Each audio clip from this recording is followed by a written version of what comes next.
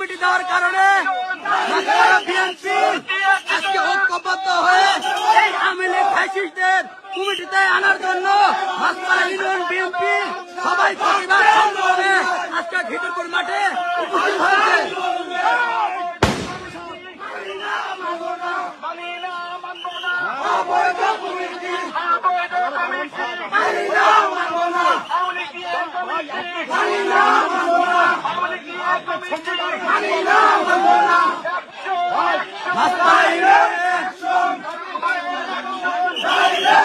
যে আওয়ামী লীগের যে কমিটি করা হয়েছে, আওয়ামী লীগের যে কমিটি করা হয়েছে, সেই কমিটির প্রতিবাদে